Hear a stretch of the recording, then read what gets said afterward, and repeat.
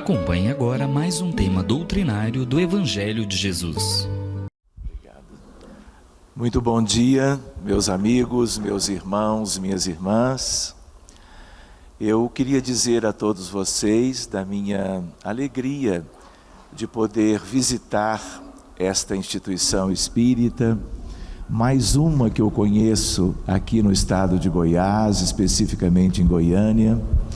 Queria agradecer a Ivana, que não está agora presente, ao Renner, toda a programação, o carinho para com ela, para que nós voltássemos ao estado de Goiás e pudéssemos então estudar com os nossos irmãos espíritas daqui.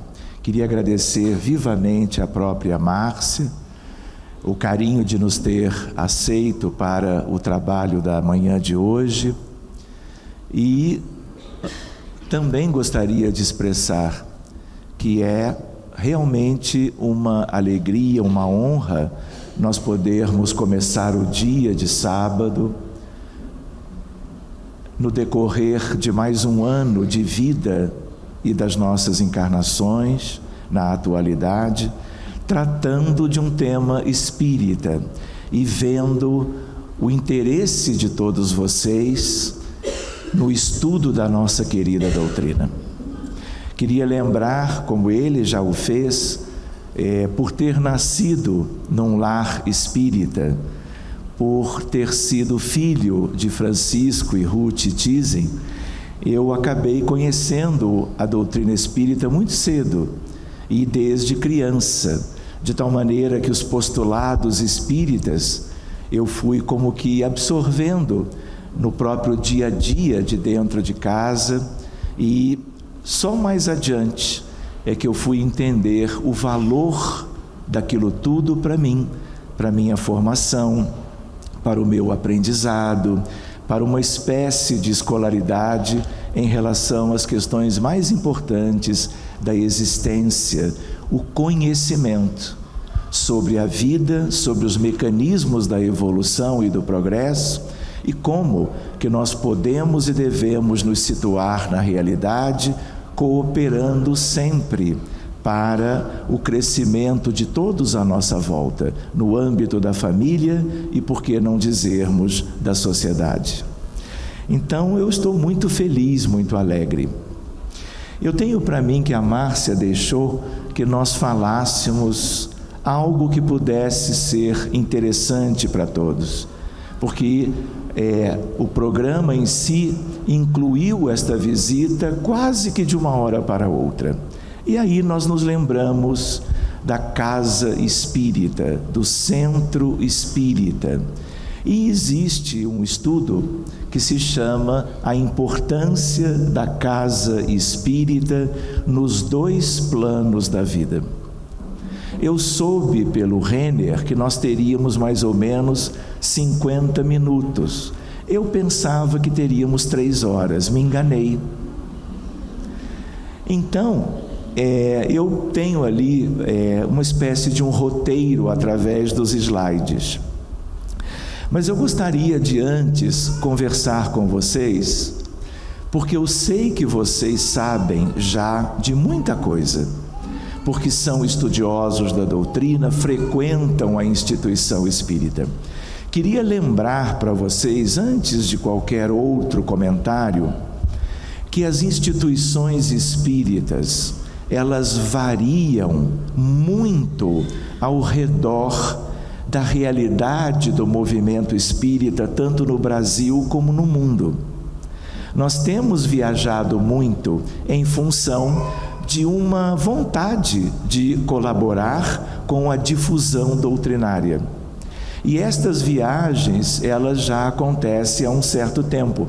E eu tive chance de visitar diversos estados do Brasil e algumas dezenas de países do mundo, convidado por espíritas, na imensa maioria, claro, espíritas brasileiros.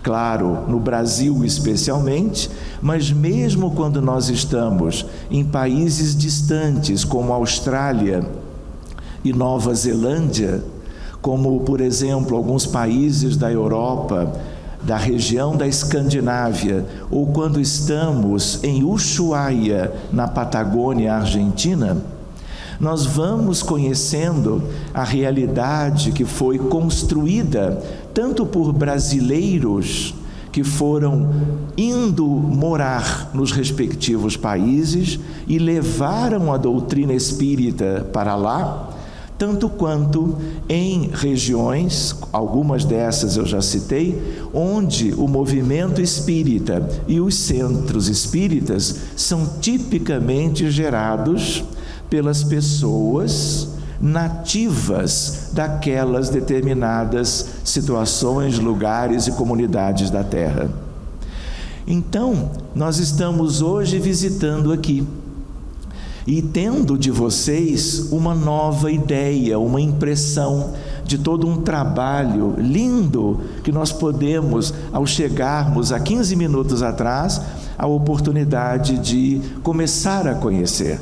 E é natural que nós possamos não só comparar as experiências das instituições espíritas espalhadas pelo mundo, como também, ao mesmo tempo que vamos levando umas pequenas sementes do aprendizado e da experiência no movimento espírita, claro que com a base doutrinária que todos temos, mas ao mesmo tempo também aprendermos da experiência com os outros. E vocês sabem disso.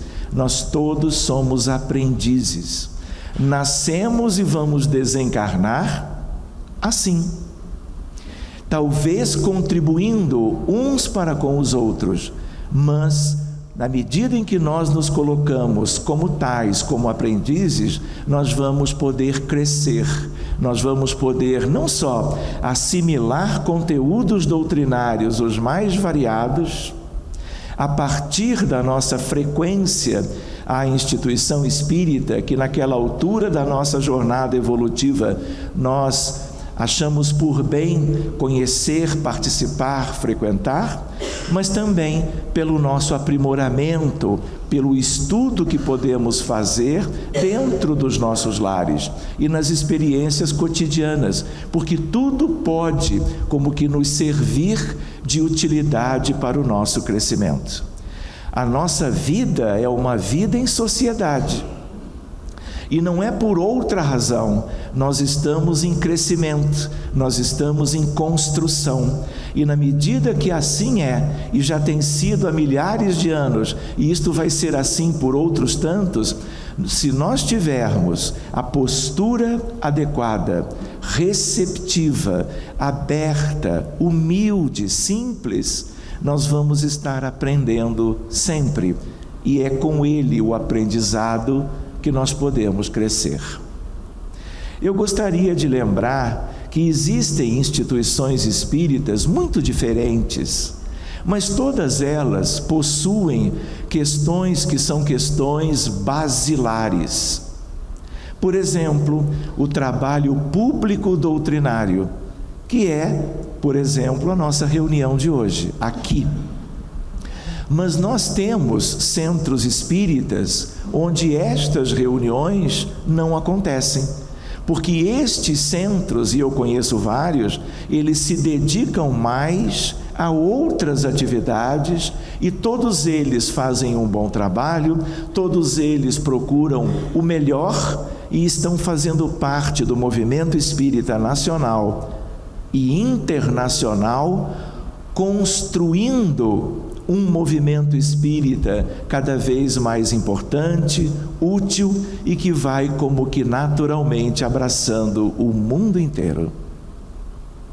O trabalho público doutrinário, como vocês sabem, ele tem uma função precípua no sentido de dar ao grande público daquela região onde ele está inserido o conhecimento espírita, especialmente o de base. Mas dependendo da comunidade, ele poderá oferecer algo além dos aspectos de base, construindo outros andares de um edifício que é importante que seja construído. na realidade de cada aldeia, de cada cidade, de cada núcleo que a espiritualidade superior, junto de uma equipe de encarnados, houve por bem implantar numa determinada situação da geografia do nosso planeta. Todos vocês sabem, nós estamos no ano de 2017. E neste ano nós estamos completando quantos anos da publicação da primeira edição de O Livro dos Espíritos? 160 anos. Portanto, nós temos aproximadamente, desde a Sociedade Parisiense de Estudos Espíritas, o primeiro centro espírita no planeta, nós temos hoje milhares e milhares, em 1,5 século aproximadamente, compondo já, integrando a realidade da vida das comunidades do mundo todo. É curioso isto, porque o centro espírita tem a maior importância no grande cenário, nós diríamos, da evolução da humanidade nos tempos de transição. Nós hoje falamos em transição planetária e às vezes, porque algum amigo publica um livro a respeito, fala do tema numa palestra de instrução doutrinária qualquer, fica um pouco para nós uma noção de que transição planetária é algo novo a se pensar, sobre o qual se refletir. Mas nós também gostaríamos de lembrar que a expressão transição planetária, e o Centro Espírita tem muito a ver com isto, é algo que já está na codificação kardeciana e que, portanto, também tem aproximadamente 1,5 século. Se vocês forem ler ou reler o livro A Gênese da codificação, no capítulo 18, vocês vão estudar Kardec e espíritos nobres trabalhando a ideia da transição. E eles escreveram: para que a transição ocorra, é necessário que certos espíritos que têm obstaculizado o progresso geral da humanidade, porque a transição já está em curso, sejam levados a uma evolução fora daqui, para não continuarem como que atrasando a dinâmica do processo evolutivo geral de uma humanidade com 20 bilhões de espíritos humanos. Ao mesmo tempo que alguns já estão sendo despedidos da nossa realidade, outros espíritos de uma condição oposta, de uma condição de elevação e superioridade, eles estão vindo, eles estão chegando. Nós também poderíamos dizer, eles estão voltando, retornando aos palcos do grande cenário da evolução terrestre, aos milhares, para poderem substituir aqueles que já estão indo, como também, mais do que isso, independente da saída daqueles, mas virem para trazer algo que nós ainda não temos, mas que precisamos alcançar no campo do conhecimento geral, no âmbito das ciências, da filosofia, das expressões de crença e de fé, e também nas questões das artes superiores. Nós já estamos sendo brindados pela presença amorosa de espíritos muito nobres, muito distintos, inteligentes e sensíveis, e que farão parte de uma etapa longa de transição, ocupando espaços que nunca tivemos, para imprimirem conosco, os retardatários, por assim dizer, uma velocidade nova, uma perspectiva nova de acelerarmos a evolução, para que a nossa felicidade tão anelada, tão sonhada, ela possa se instalar num espaço de tempo mais breve. Centro espírita tem a ver com os projetos do Cristo. E todos vocês entendem, quando nós nos referimos ao centro espírita, nós nos referimos também à ideia de movimento espírita. É o conjunto das instituições espíritas que geram a realidade de um movimento espírita, de uma cidade, de uma capital, de um estado, de um país, dos vários países do mundo. E o centro espírita, neste século e meio de suas existências, uns mais antigos, outros mais recentes, todos eles formam um grande conjunto, vinculado à obra kardeciana, ao esforço de espíritos maravilhosos, que estiveram não apenas juntos do codificador da doutrina há mais de 150 anos, mas estiveram antes em etapas preparatórias, prévias, portanto, para o advento da doutrina espírita no mundo. Só para termos uma ideia, até que horas podemos ir? Meio-dia? Hoje é sábado. Não é verdade? Então podemos nos despreocupar com o horário. É apenas uma brincadeira. Ainda mais que eu estou conhecendo a Márcia tão somente hoje. E eu já estou brincando. Muito bem. Eu gostaria de lembrar, existe uma coisa que se chama hora estelar, também chamada pelos espíritos hora proeminente. Diversos países, culturas ou nações da Terra, durante os milênios da evolução registrada como história da humanidade, tanto quanto em ocasiões mais antigas, em algo que nem registro tem, estiveram levando a efeito, como que um desempenho especial. Vocês não leram o livro Brasil, Coração do Mundo, Pátria do Evangelho? Pelo título, nós aprendemos com Humberto de Campos que a Terra e a sua humanidade somos um grande organismo vivo. E a espiritualidade vem preparando o Brasil, como antes preparara diversos outros países, para um desempenho mais importante deste grande organismo vivo de Gaia do planeta Terra. E eles atribuem, através da equipe Emmanuel, por Chico e com Humberto de Campos, a ideia de que o coração deste organismo é o Brasil. Se ainda não o é, poderá sê-lo no futuro, dependendo de todos nós. Porque missão não é imposição, é tarefa para aqueles a quem a espiritualidade superior confia aquele tal programa, para que ele seja levado a efeito propriamente por aqueles que estão lá, reencarnados ou desencarnados naquele período da história.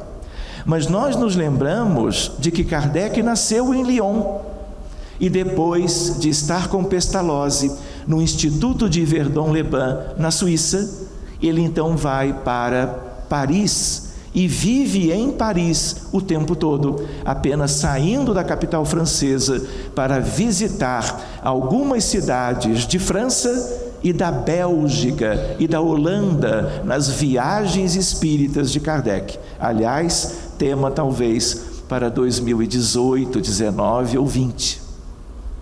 Nós gostaríamos de lembrar com isto que antes de Kardec, este espírito renascer em 3 de outubro de 1804, a França tinha que ser preparada para o advento de um trabalho essencial, cuja origem é o Espírito de Verdade.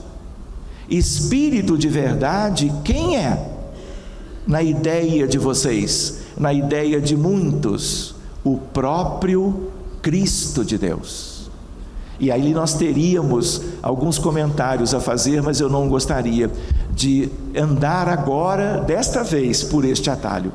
Recordando que numa determinada altura da história, a França, na primeira etapa preparatória, a França estava prisioneira da Inglaterra. De tal maneira que tinha havido uma invasão e a França estava sob o jugo de um país que deveria ser tão somente irmão. São irmãos hoje, mas naquela época não eram. E a espiritualidade, com o Cristo, observando tudo do altiplano, começara a tomar providências para que Kardec, 300 anos depois, renascesse como tal, Hippolyte Léon Denis Riveio, e pudesse trabalhar com uma espiritualidade superior a bem da humanidade e nos deixando o legado de luz do Espírito de verdade, a doutrina dos Espíritos, que hoje é o nosso ponto de encontro. Nós gostaríamos de lembrar que um Espírito foi preparado para libertar a França, muito tempo antes de Kardec. E esse Espírito lindo é a Senhora de França. Senhora de França é o espírito mentor da França. Nós não temos, vamos dizer assim, trazendo-o para o altar dos nossos corações, nós não temos o anjo Ismael. Ismael não é o espírito guia e protetor daquele que tem país e seu povo a incumbência de ser a nova Jerusalém dos tempos do futuro? Para nós, o espírito mais elevado, a nível de um espírito angélico, anjo de Deus, portanto, não reencarnou nunca na terra e não o fará jamais, porque anjos não encarnam. De tal maneira que na França, um dos espíritos é Joana d'Arc. E Joana d'Arc é Senhora de França. São Luís, que esteve na codificação trabalhando com Kardec, desencarnado, ele é outro espírito mentor de França. Quem aqui tem origem portuguesa? Somente vocês dois? 3? Ah, bom. Tem alguns de vocês que estão tímidos e que não querem levantar as mãos. Já me disseram que vocês são pelo menos uns 10 de origem portuguesa. Portugal também tem, como todos os países têm. O quê? Seus mentores, seus espíritos guias, seus protetores maiores. E aí eu lanço uma outra pergunta carinhosa, de lembrança de movimentos de amor a bem da humanidade. Quem são os 2 mentores ou espíritos guias, espíritos protetores da pátria lusitana, que legou ao mundo, na sua hora proeminente, o descobrimento do Brasil, que viria a ser, na programação, Brasil, coração do mundo, pátria do Evangelho? Quem são? Uma dica: são 2 pessoas. Os 2 encarnaram. Se você vai a Portugal, e eu tive a alegria de visitar aquele país, irmão, mais de 30 vezes, de 1998, Congresso Espírita Mundial em Lisboa, para cá, existem 2 almas lindas que os nossos irmãos portugueses reverenciam sempre. Um deles é a Rainha Santa Isabel. Isabel de Portugal, Isabel de Coimbra, Isabel de Aragão, esposa de Dom Dinis. Estamos aí por volta de 1300. E é um espírito para nós conversarmos durante um estudo público talvez em 2022 já agora, porque os anos e os temas, não é, estão progredindo no calendário humano. O outro espírito é Eliu reencarnado. Quem é Eliu? O espírito encarregado por Jesus como o espírito ligado a todos os problemas sociológicos da Terra. Onde está isso? Brasil, coração do mundo, pátria do Evangelho. Jesus, nas tratativas diretas com Eliu, está na obra. Jesus, o divino amigo, diz a Eliu, diante de um cenário de grandes dificuldades, pelo período das cruzadas, no último quartel do século XIV, Jesus diz a Eliu: vais te corporificar na terra. E aí, esse espírito, algumas dezenas de anos depois destas tratativas, reencarna na família real de Portugal, e ele vai ser o infante Henrique de Sagres, que na ponta de Sagres, no Algarve, no sul de Portugal, pertinho da cidade de Lagos, ele gera a maior escola de navegação do planeta Terra nos séculos mais recentes da nossa história. Um espírito altamente preparado. Antes e depois ele cuida de Portugal, junto de Isabel, Rainha Santa, para que Portugal continue a desempenhar a sua hora proeminente, que começa nos descobrimentos e se mantém até hoje com Portugal espírita, contemplando a Europa e o mundo todo com os esforços dos seus grupos e instituições espíritas, que são dezenas e dezenas de norte a sul de Portugal. Nós estávamos nos lembrando então de Joana d'Arc. Joana d'Arc fez parte da primeira realidade para libertar propriamente a França e preparar a França para o advento de Kardec séculos depois. E nós gostaríamos de lembrar que ela renasce, e muito jovem, uma médium extraordinária, uma médium como que isolada no ambiente de França. Não havia centro espírita para esta médium trabalhar. Nós nos lembramos que o movimento espírita, centros espíritas, são coisas muito recentes. Claro que a partir do surgimento da doutrina espírita no mundo e da tal Sociedade Parisiense de Estudos Espíritas ter sido a instituição gerada por Kardec e o primeiro centro espírita na Europa e no mundo. Nós gostaríamos de lembrar que Joana de França, muito jovem, uma médium extraordinária, reforçando a ideia, mantinha laços com uma espiritualidade diretora do orbe terreno. E ela escutava vozes, tinha uma audiência típica de espíritos muito preparados, e a mediunidade fez parte do processo libertador da França. E ela usava a espada, mas ela nunca agrediu ninguém com ela. A espada era apenas um símbolo espiritual de uma outorga superior de espíritos que, em nome do Cristo, tinham que providenciar a França livre. E a França se liberta, sem que Joana derrame uma gotinha de sangue humano do exército inglês, adversário da França. E aí, estratégia espiritual, estratégia ligado às forças dos encarnados, e a França se torna livre, alguns anos depois. E ela, como vocês conhecem, basta a leitura de uma obra de Leon Denis, que fala todos esses detalhes sobre Joana de França, para vocês incorporarem coisas extraordinárias a respeito desta médium, Joana de França.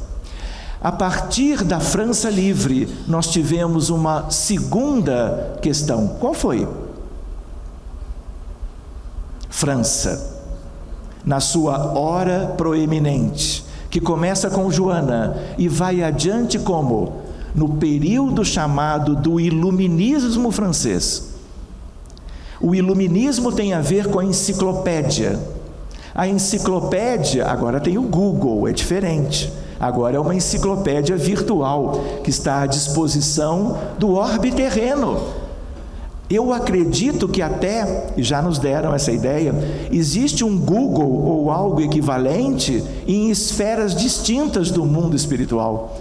Porque espíritos de determinada condição também precisam mecanismos de acesso à informação. Mas voltando, os iluministas eram todos franceses. Diderot, d'Alembert, Jean-Jacques Rousseau, eram espíritos que detinham o conhecimento, reuniram-se e trouxeram para a França todo o conhecimento da história da humanidade e publicaram as enciclopédias. Fazia parte dos preparativos para a chegada de Kardec. A etapa seguinte foi a Revolução Francesa. Uma revolução que era para uma preparação mais próxima do advento do codificador. Por quê? Porque havia uma França com uma aristocracia, com uma nobreza, com uma estrutura de poder que não podia perdurar, porque isto traria obstáculos ao trabalho essencial de França na sua hora proeminente, que seria com Kardec. O derramamento de sangue, a guilhotina e aspectos perversos que ali aconteceram não estavam na programação, mas alguns espíritos encarnados e legiões de treva fizeram daquele período algo desnecessário e estão comprometidos até hoje, e muitos daqueles que quase puseram a perder o grande empreendimento do derradeiro preparativo da França para Kardec, estão inclusive reencarnados no Brasil. Muitos deles são espíritas, muitos deles fazem todo um trabalho com determinado tipo de sacrifício a bem de um conhecimento que prevalecerá no mundo definitivamente. Nós estamos recordando estas questões para nos habilitarmos a um entendimento e a uma compreensão do valor das etapas preparatórias todas até o advento de Kardec. A nossa base kardeciana demandou esforços hercúleos de certos espíritos a bem da humanidade inteira. Querem ver uma curiosidade? Tínhamos começado nos referindo à transição planetária. Na codificação e no capítulo 18 da Gênesis, lá está esta questão. E nós gostaríamos de lembrar que a transição, ela está ocorrendo e ela continuará como que fazendo parte da nossa vida terrena em função de já haver o Espiritismo na Terra, preparando a saída de uns e a chegada daqueles que vão se somar a uma grande maioria e vão conduzir, através das relações da doutrina espírita, do Espírito de verdade conosco de novo, que é Jesus, através dos muitos caminhos da evolução humana, para que tenhamos então substância espiritual para seguirmos para o futuro com segurança, determinação e sempre em paz. Nós gostaríamos de lembrar que somos 20 bilhões de almas. Quando eu me refiro a almas, eu agora utilizo indistintamente almas ou espíritos humanos, claro. Na Terra, nós temos muitas expressões diferentes de vida. O ser, assunto para 2023, brincando, do átomo ao anjo. Como é que se dá a evolução do ser no decurso dos milênios incontáveis. É um processo para estudarmos, para nos situarmos nele e para aprendermos com os espíritos preparados que nos legaram muitos conhecimentos para que pudéssemos então acelerar a marcha. Onde estão 20 bilhões de humanos? 7,5 de encarnados na contabilidade atual. E nós que estamos encarnados, estamos nesse grupo. Mas ele é um grupo imenso. Quantos espíritas nós somos? Em comparação com 7,5 bilhões, nós poderíamos dizer, nós somos um punhado de espíritas, de pessoas encarnadas no âmbito do movimento espírita, aprendendo a novel doutrina para podermos evoluir espiritualmente. Mas do outro lado da vida, fazendo uma aritmética simples, nós temos 12,5 bilhões de desencarnados. E o mundo evolui em conjunto. Reparem, ora nós estamos do lado de cá. Antes de virmos e depois da nossa desencarnação, nós estaremos lá do outro lado de novo na erraticidade. E não é assim que as coisas caminham? Trocando de realidades, mas num contínuo espaço-tempo para nele fazermos o nosso progresso? Períodos de estagnação, mas períodos de crescimento moral? Não é o que nós precisamos? A transição planetária tem a ver com o quê?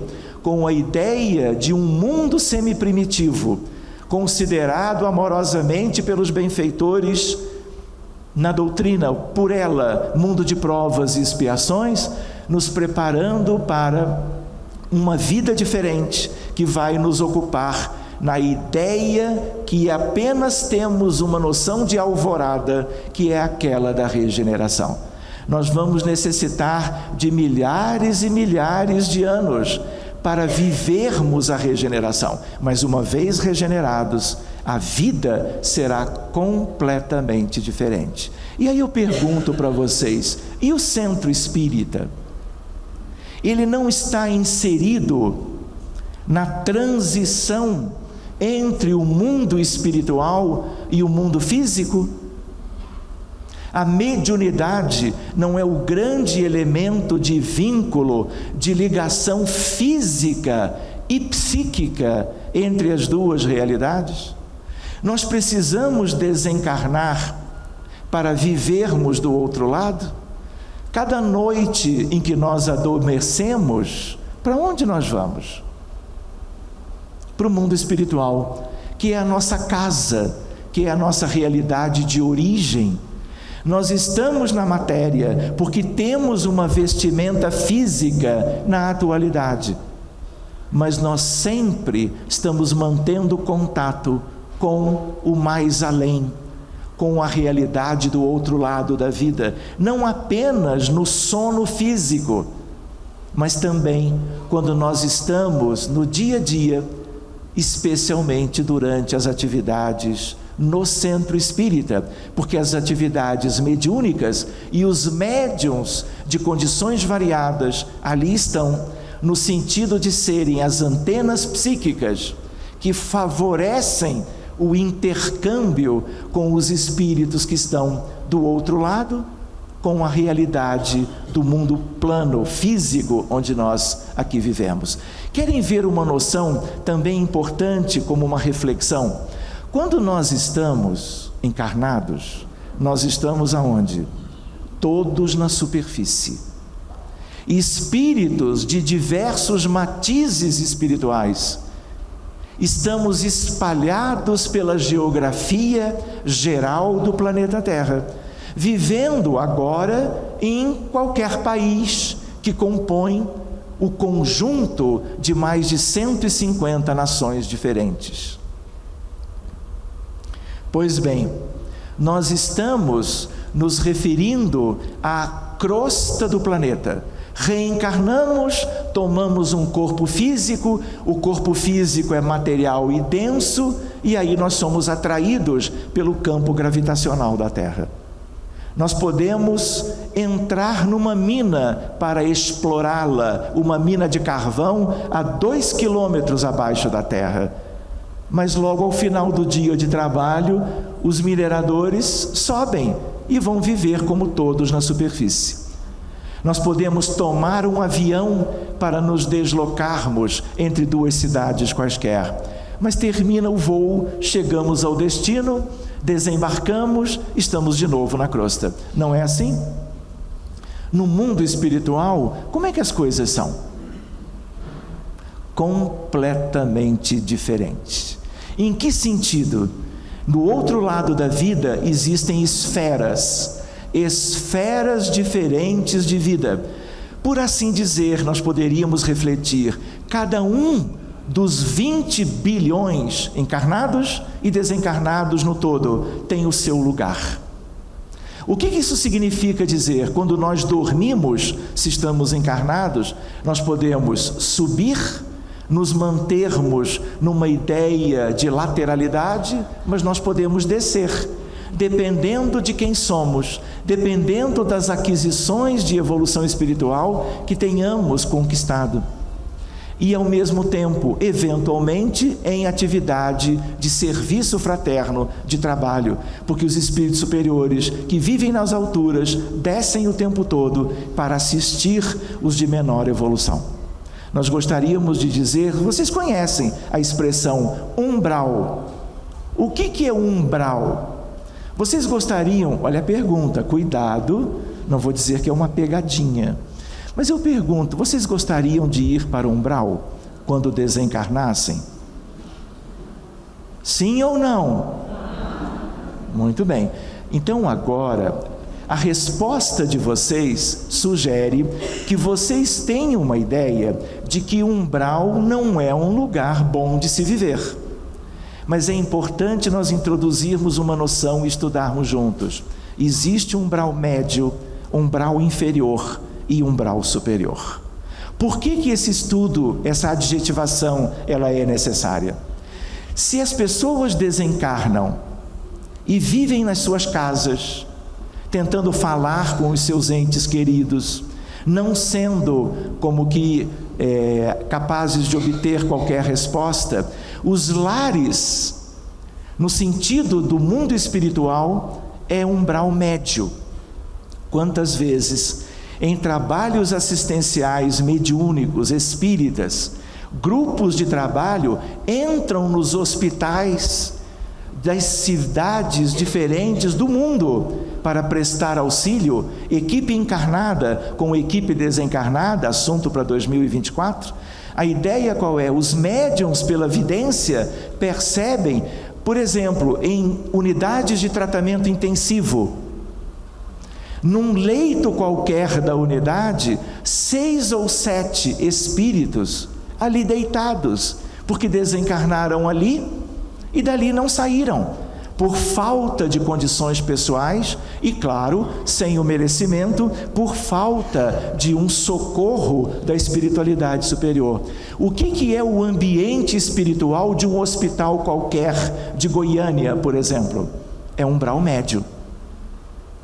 Existem espíritos que andam de trem, de metrô, de ônibus. Quantos médiuns têm a vidência e às vezes têm dificuldade? Será que é encarnado ou é desencarnado? E muitas vezes são desencarnados e estão funcionando nas instituições e nos meios de transporte, por exemplo, como se fossem encarnados ainda.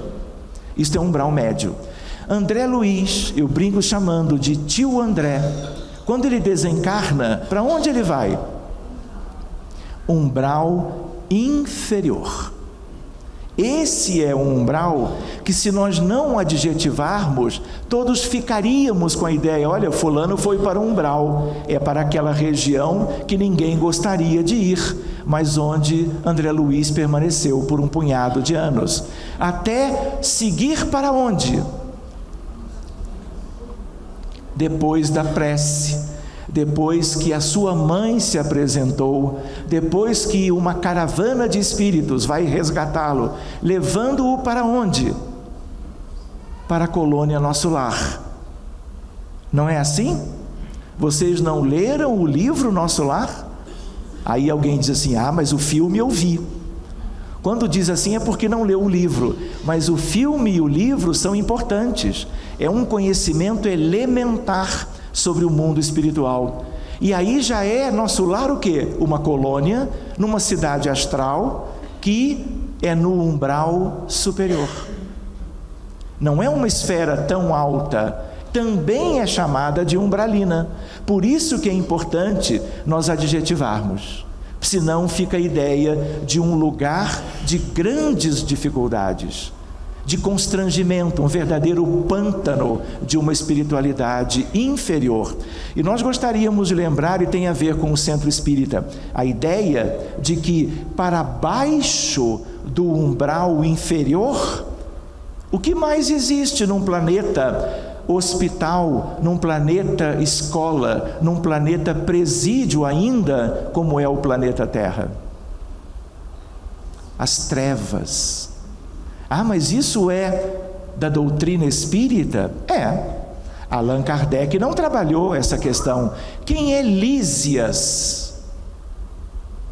Nas obras de André Luiz, Lísias diz claramente, conversando com o André, quando o André pergunta: o que são as trevas? Lísias responde: são as zonas de maior sofrimento e perversidade do nosso planeta.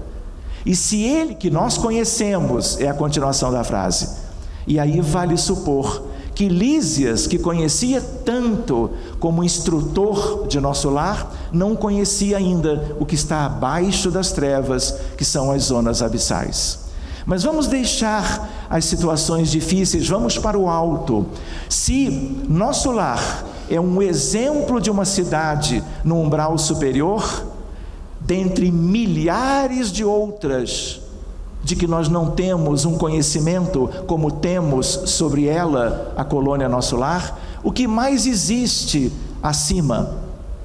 A esfera logo adiante se chama arte, cultura e ciência. Mais alta do que esta, amor fraterno universal. Mais alta de todas, a do governo da vida. Ah, mas de onde você tirou isso? Porque eu não li isso nas obras de Kardec. Eu tampouco li estas coisas com Emmanuel, com Humberto de Campos ou com André Luiz. Existe um livro. Posso brincar? Vocês conhecem os livros astros? São 88. Só os astros.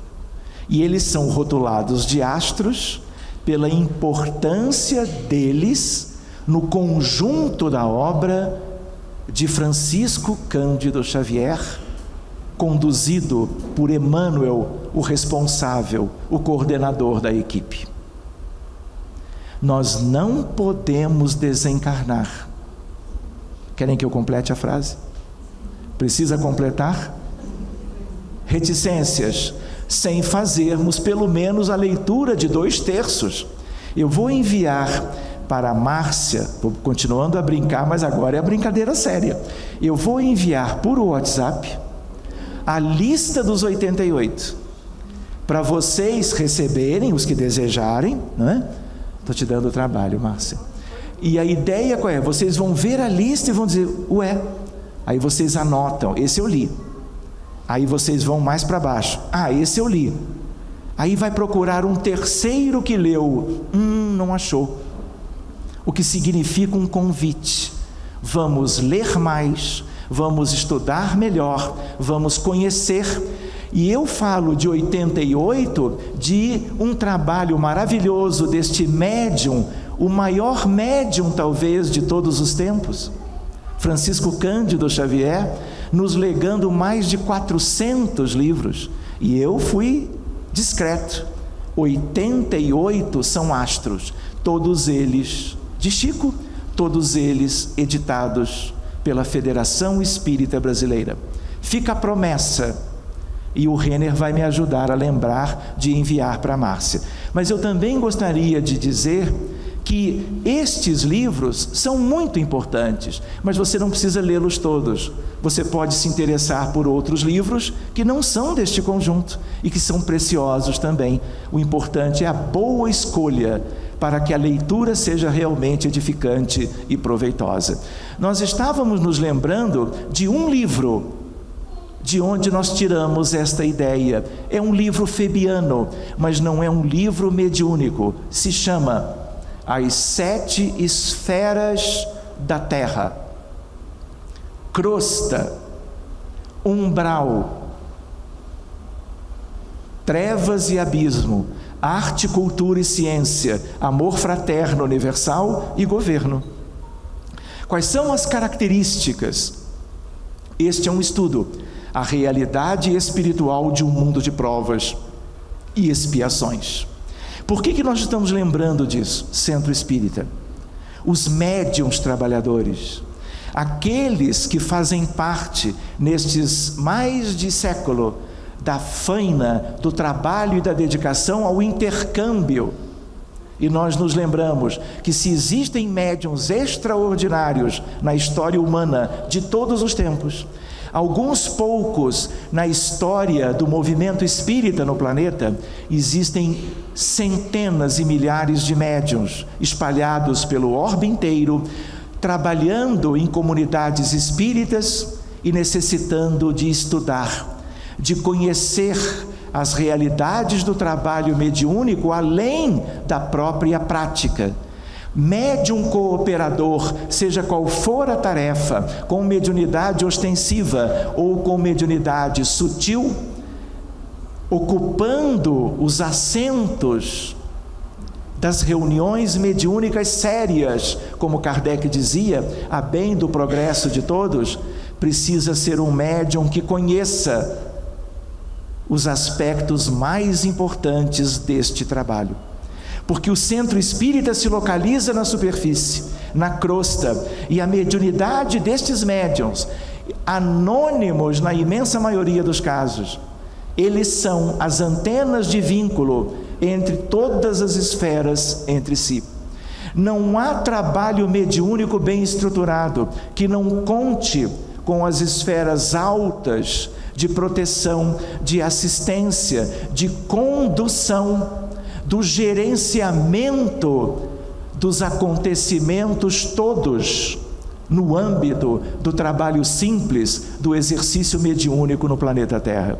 Mas ao mesmo tempo, as mesmas antenas que alcançam, eu brinco dizendo, algumas até são parabólicas, porque têm uma condição de sensibilidade e de percepção de contextos das diversas regiões do planeta Terra, do ponto de vista espiritual, que são contextos extraordinários.